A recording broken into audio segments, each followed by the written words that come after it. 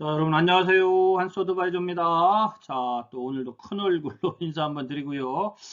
자, 오늘은 이익소각 관련해 가지고 제가 10분 컨설팅 감자 앤드 이익소각 해서 파트 1, 이익소각 파트 1 올렸고, 오늘은 이제 마지막으로 이익소각 파트 2예요. 파트 2인데 최근에 이제 뭐 그 세무 당국의 어떤 부인 사례 이런 것도 있고, 또 이익소각이 좀 핫한 컨설팅 재료이긴 했는데 최근에 약간 좀 위험한 징조들이 좀 있어요.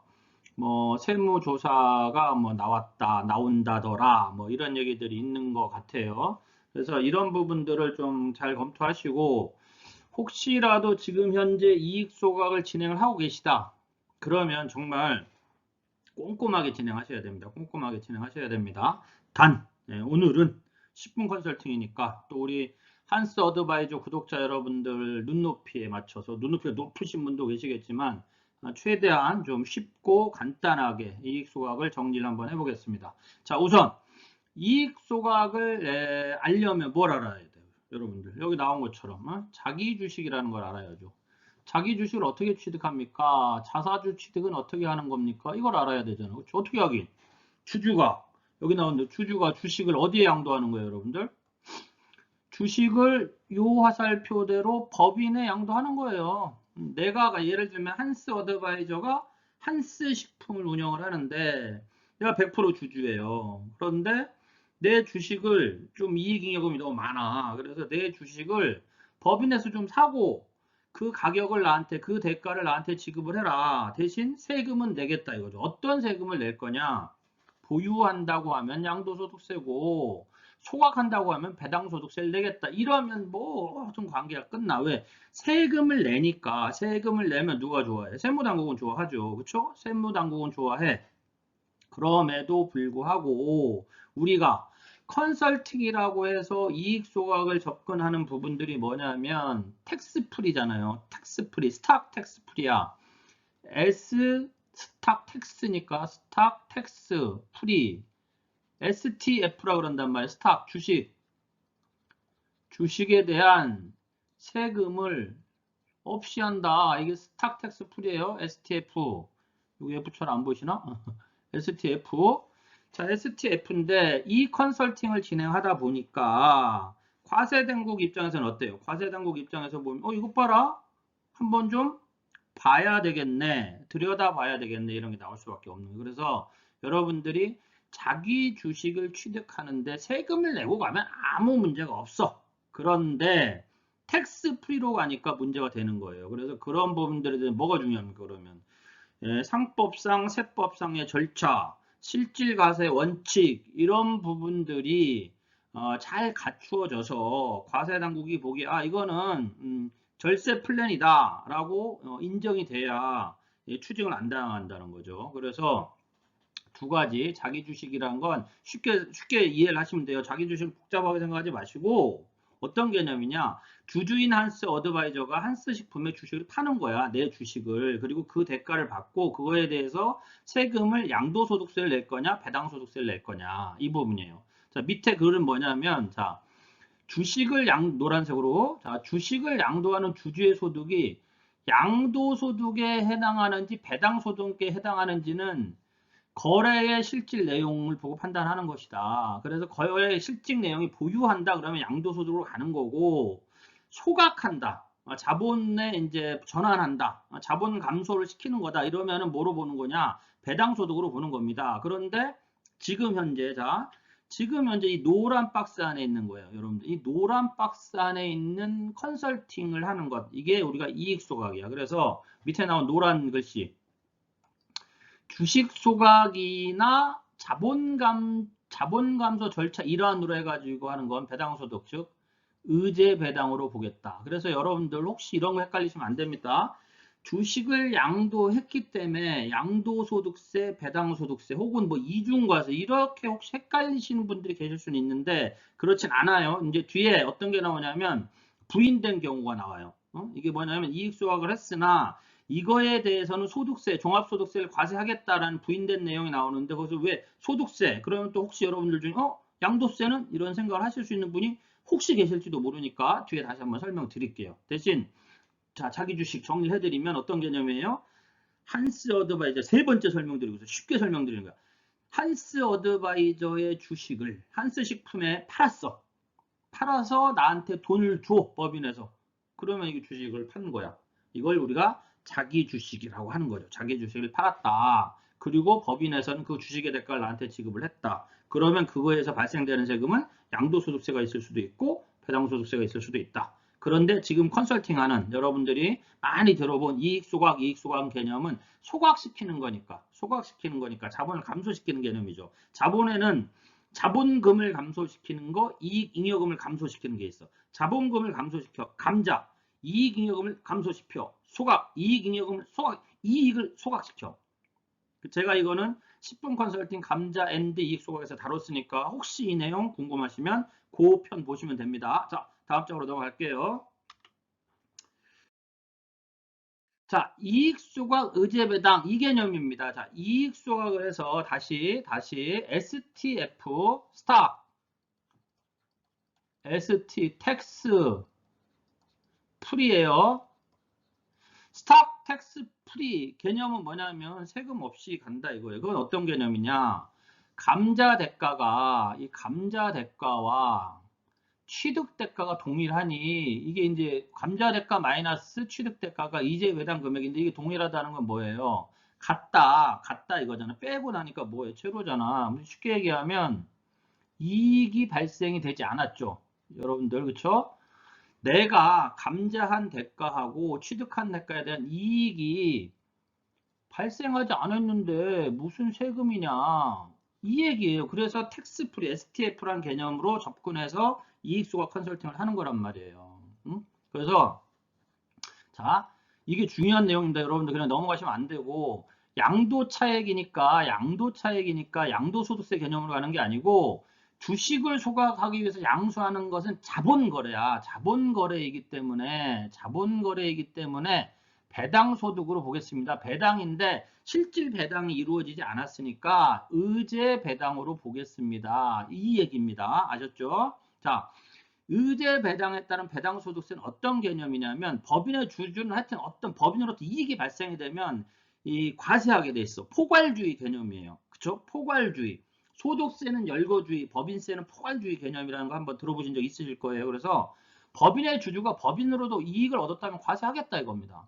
근데 법인으로부터 이익을 얻었어. 주식을 법인에서 취득을 했어. 누구 거를? 주주의 주식을. 그래서 주주가 이익이 발생이 됐으면 그거에 대한 이익에 대해서 과세하겠다. 이게 원칙이에요. 근데 이익에 대해서 과세를 하는데 그게 양도소득세나 배당소득세나 이 차이만 있는 거라는 거죠. 또 소각 목적의 양도 행위는 주식을 양도하는 개념이 아니야. 보세요. 이게 그러니까 양도소득세가 아니야. 양도하는 것이 아니라 돌려주는 것. 반환하는 거니까 이 거래는 양도에 따른 증권거래세는 안 내도 된다. 그래서 이익소각할 때는 증권거래세 납세 의무가 없어요, 여러분들. 이익소각할 때는 그게 양도되는 개념으로 생각이 되지만 자본거래로 보기 때문에 주식을 반환하는 거로 보기 때문에 뭐가 없다, 여러분들. 자, 얼굴 크게 한번 들어가고 뭐가 없다? 증권거래세 납부 의무가 없다. 이렇게 알고 계시면 돼요. 그 다음 요거 중요한 거는 여러분들 아마 많이 들어보셨을 거예요. 주권 발행해야 된다. 주권 발행해야 된다. 주권 발행해야죠. 주권 발행해야 되는데 왜 그러냐면 증여 후 감자를 해요. 그런데 이 경우죠. 예를 들면 배우자 개념으로 가볼게요. 가장 많이 여러분들 잘 아시는 거니까 배우자가 이미 1000주를 갖고 있어요. 예를 들면 만주 중에 1000주를 갖고 있는데 이 1000주의 취득가는 예를 들면 액면가였던 5,000원이라고 할게요. 근데 지금 주식 가격은 예를 들면 20만 원이야. 그러면 양도차익이 19만 5천 원이잖아요. 그렇죠? 그럼 19만 5천 원에 대해서 세금이 발생이 되죠. 자, 취득대가 5천 원, 감자대가는 20만 원이니까. 그렇죠? 이해되시죠? 그러면 의제 배당 금액이 19만 5천 원이야. 곱하기 1000. 장난 아니죠. 세금 내야 될 게 장난 아니잖아요. 그렇죠? 배당소득세라고 하면 소득세 규모로 따지면 게다가 이분이 소득세 구간이 높다 그러면 더. 그렇죠? 이해되시죠? 근데 이거를 CEO가 증여를 해. CEO가 배우자한테 증여를 해요. 몇 주를? 1000주를 증여했다고 해.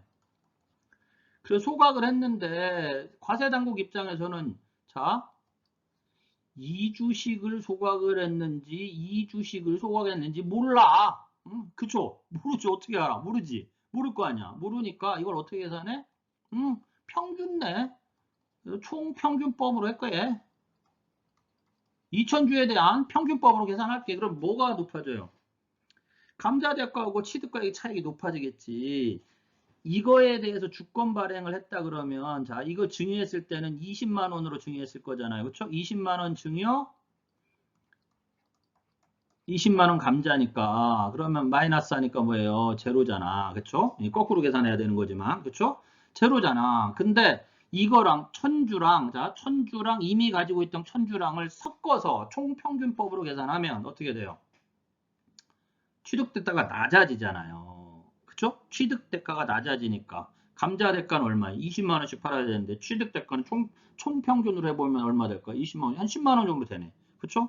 이 차액에 대해서 뭐 배당소득세를 내야 된다 이거죠. 그래서 뭘 발행을 해라? 주권 발행을 해서 번호 매겨라. 이래서 천주 여기는 1000번, 이건 1001번에서 2000번인 거야. 뭐 요것을 감자하겠다. 이 개념입니다. 이해되시죠? 그래서 취득가의 계산은 총평균법을 적용하니까 이익 소각을 할 때는 반드시 주권 발행이라는 걸 거쳐가야 된다. 그리고 주권 발행은 그럼 누가 하느냐? 아, 컨설턴트인 제가 합니까? 저는 참 어려운데 이런 거 잘 모르는데 네. 주권 발행은 누가? 우리 법무사님이 해주시면 되고요. 이런 거 계산하는 거는 누가? 세무사님이 해주시면 되는 거예요, 여러분들. 자, 항상 말씀드리는데 여러분들 중소기업을 위해서 좋은 컨설팅을 하실 때는 좋은 전문가들과 같이 일하세요. 그게 가장 좋은 거잖아요. 그렇죠? 자, 다음 장으로 넘어갈게요. 자, 증여후 소각시 납부세액을 볼게요. 자, 이익입니다. 주주. 자, 우리가 흔히 주주 그냥 어떻게 대표님 CEO가 자, 특수관계인 배우자라고 할게요. 자, 배우자 여기 배우자. 배우자에게 자, 6억 5천을 증여를 해. 증여세를 좀 일부 내기 위해서 6억 5천을 증여하면 5천만 원에 대해서 세금이 10%인데 그 다음에 뭐 이것저것 빼고 3% 납부세액 그 저기 뭐 먼저 납부하면 공제해 주는 거 있죠. 납부세액 공제해가지고 485만 원 세금을 내요.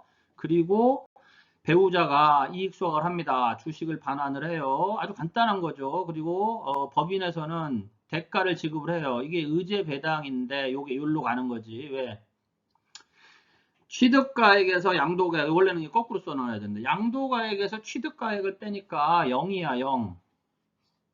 0이라는 건 뭐예요? 이익이 발생하지 않았다는 거죠. 이익이 발생하지 않았으니까 배당소득세 과세가 없습니다. 이렇게 해서 종결이 되면 큰 문제는 없다. 그런데 최근에 들리는 얘기에 의하면 세무서에서 배우자 증여 이익 소각에 대해서는 좀 들여다보고 있더라. 이런 소리를 들었어요. 들여다보고 있더라. 제가 더 구체적으로 말씀드리는 건 좀 어려울 것 같아요. 하여튼 들여다보고 있더라. 그래서 혹시 여러분들 배우자 관련해서 이익 소각을 진행을 했다 그러면 상법상의 절차 뒤에 나옵니다만은 세법상의 절차 이런 부분들 다시 한번 꼼꼼하게 확인하셔가지고 여러분의 거래처에 좀 대비를 해두시는 게 대비를 해놓으신 게 굉장히 중요할 겁니다. 참고로 여러분들 뭐 이런 경우도 있죠. 5.9억만 증여했어. 증여세 난 10원 더 증여세 내기 싫어. 그래도 신고하셔야 됩니다. 증여 신고를 하는 게 좋아요. 그리고 이런 증여 공제 밑으로 내서 신고하는 거를 과세 미달 신고, 뭐 과세 미달 세금을 안 내는 세금을 적게 안 내는 범위 내의 신고, 과세 미달 신고 이런 표현을 쓰기도 합니다. 자, 다음 장으로 넘어갈게요. 똑같은 자 넘어간 다음에 자 똑같은 경우야. 똑같은 경우인데 하나가 늘었어. 뭐가 늘었어요? 자, CEO와 똑같은 형태로 배우자에게 증여를 하고 똑같은 소각과 반환 절차를 거친 후에 대표님한테 예를 들면 대표님이 가지급금이 많아. 가지급금이 많아? 가지급금이 많아서 야, 자, 사랑하는 와이프, 나 가지급금 해결해야 되니까 너 줬던 거 나 줘. 했어. 그래서 이렇게 들어갔어.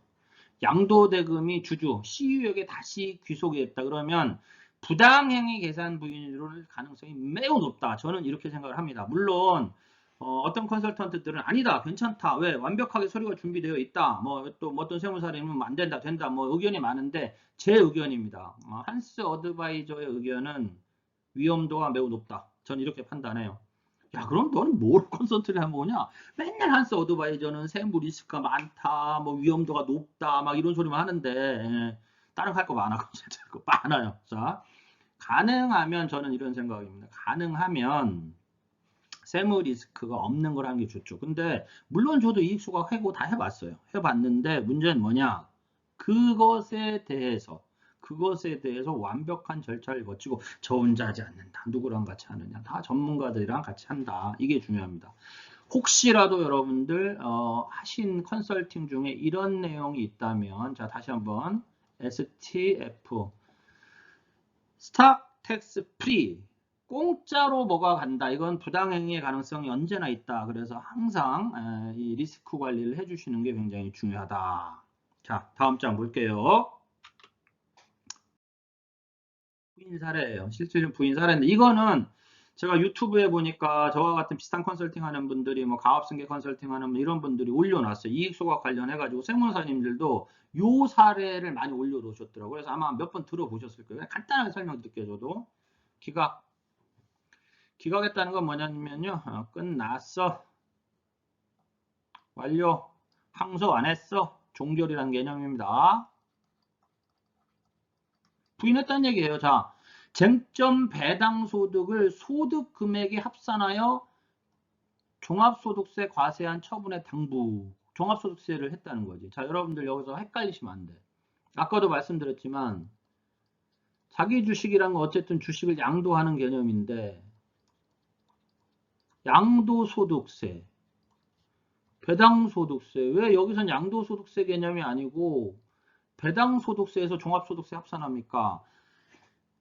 이익을 소각 앞에서도 말씀드렸는데 제가 이게 중요해서 말씀드리는 거예요. 왜냐하면 저희 후배, 저랑 같이 일하는 우리 사무실 후배들이 이걸 헷갈려하는 분이 계셔서 제 구독자 여러분들도 헷갈리실까봐 이익을 소각하는 행위 자체는 양도로 보지 않고 주식을 반환하는 거로 봐서 배당소득세를 과세한다는 거예요. 이해되세요? 배당소득세를 과세한다. 얼굴 크게 쭉쭉 들어가고 배당소득세 과세하니까 어떤 개념이에요?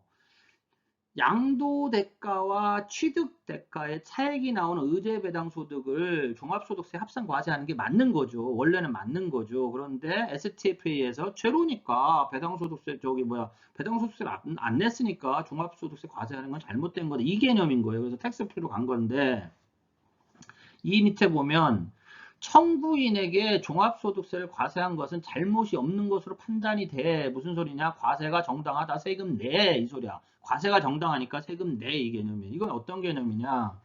이런 개념 뒤에 나오지만 CEO가 증여를 합니다. 누구한테? 배우자에게. 배우자는 이거를 법인에다가 이익 소각을 해요. 그럼 여기 뭐가 들어가? 감자 대가가 들어가. 그쵸? 감자 대가가 들어가서 예를 들면 이거를 6억 원을 받았다고 합시다, 여러분들. 자, 6억 원을 받았어.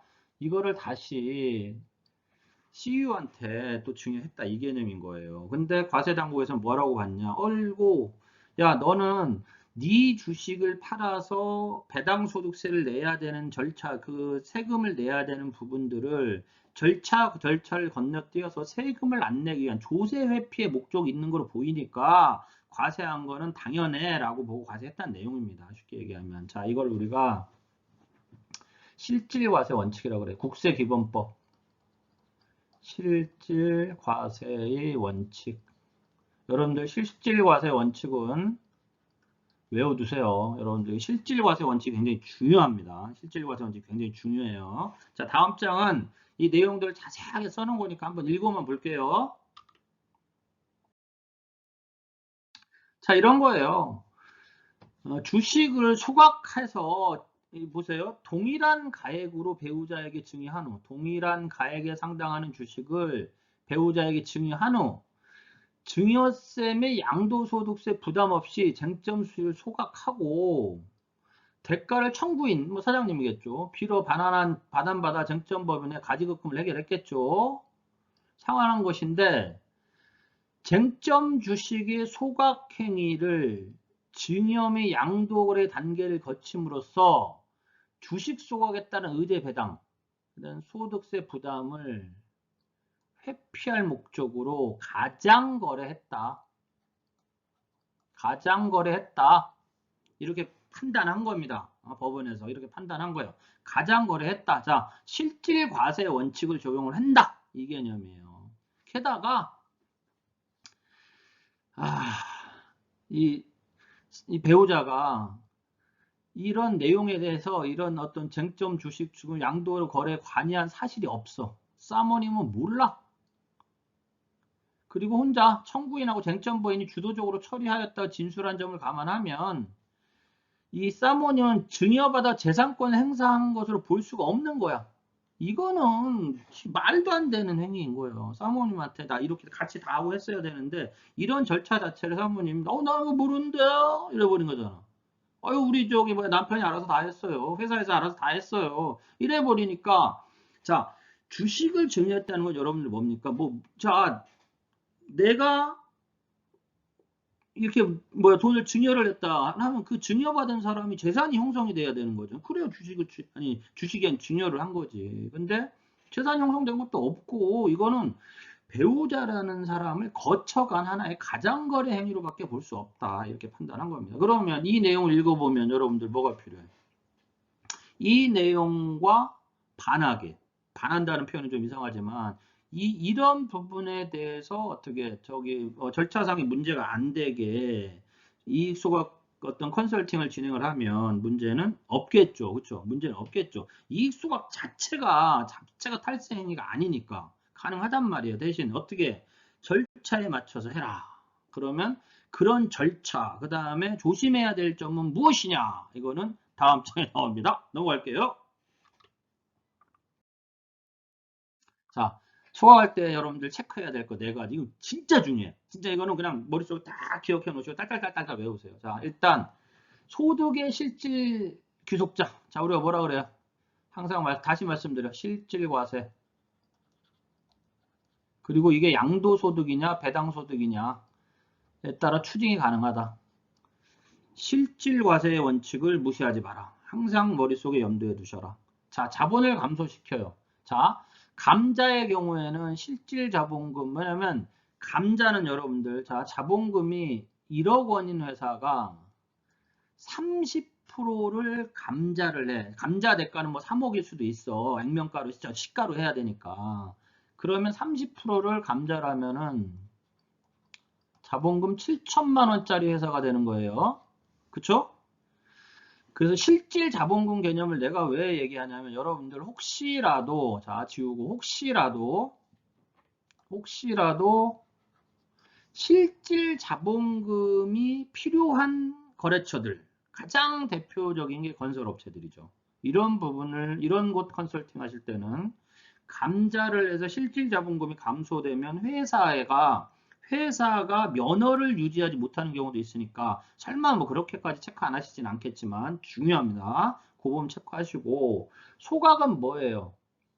소각은 자 빨간색으로 잉여금에서 빼는 거니까 자본금은 그대로 1억이야. 근데 뭐가 줄어들어? 이익잉여금이 줄어들어. 어쨌든 자 이 두 가지 다 자본 조금 여러분들이 이해하기 쉽게 하기 위해서 순자산이 줄어.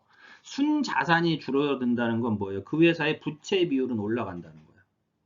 그래서 이 부채 비율이 올라가는 점도 고려를 하시고 컨설팅을 진행을 하셔야 돼요. 무조건 사장님 법인돈 가져가실 수 있습니다. 이건 잘못된 컨설팅인 거야.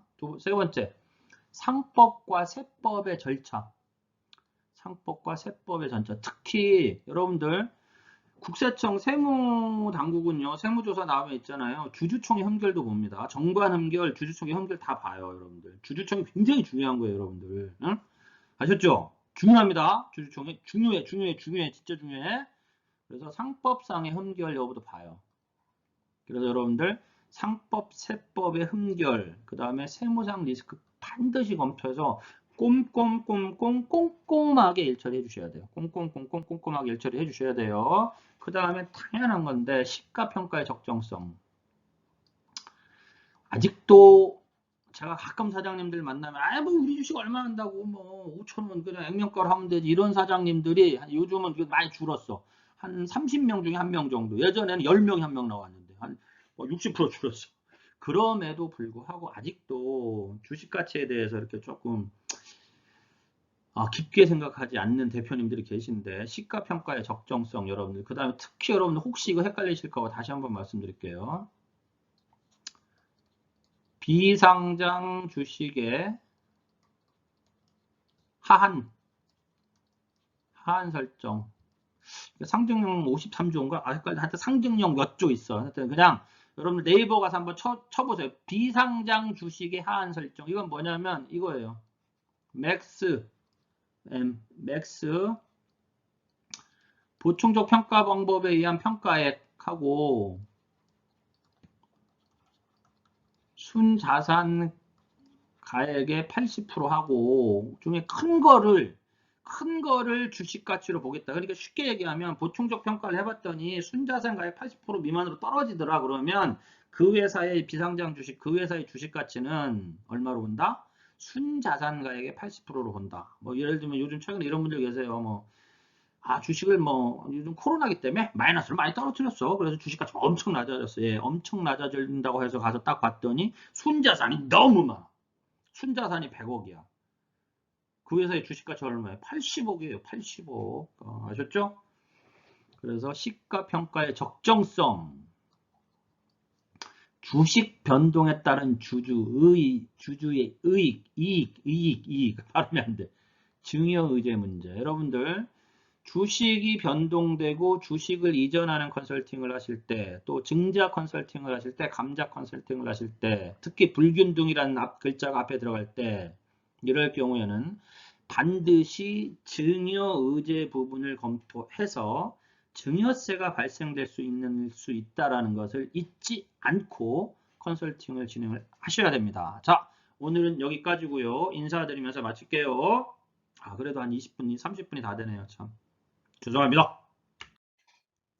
자, 여러분들 좋은 컨설팅, 좋은 성과 응원하고요. 자, 이렇게 해서 제가 여러분들 그 이익소가 관련해서는 제 10분 컨설팅 감자 앤드 이익소가 오늘 이익소가 계속 파트 1, 2 올리는데 요거 두 개 참조하시면 아마 컨설팅 하는데 어려움은 없으실 거예요. 자, 여러분들 5월 제가 이제 오늘 30날인데 내일 5월 좋은 성과 마감하시고 주변에 컨설턴트 여러분들한테 제 채널 좀 소개 좀 많이 부탁드리겠습니다. 자, 감사합니다. 다음에 뵐게요.